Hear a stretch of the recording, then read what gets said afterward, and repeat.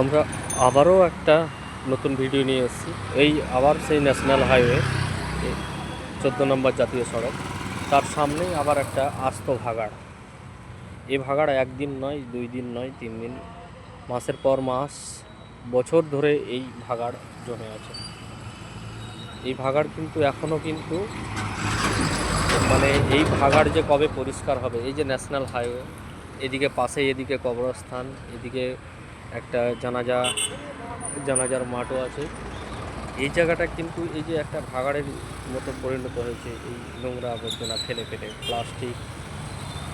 তোমরা দূর থেকে ভালো করে দেখলেই বুঝতে পারবেন এটা কী হারে। এই যে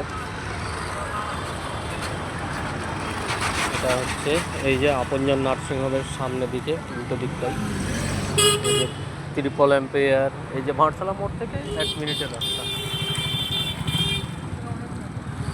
তো দেখলেই বুঝতে পারবেন এটা কি অবস্থা হয়ে আছে।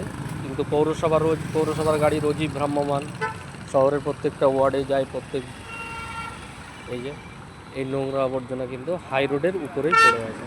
যেন হাই রোডটা একটা ভাগাড়ের জায়গা হয়ে পড়েছে।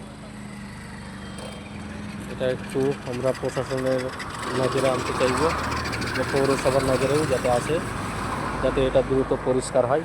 তার জন্য আমরা এই ভিডিওটা তুলে ধরছি, যাতে এই রাস্তাটা হাই রোডের ফুটপাথ যেটা আছে, হাই রোডের উপরেই, ফুটপাথ তো দূরে কথা, হাই রোডের উপরেই এই নোংরা পড়ে আছে।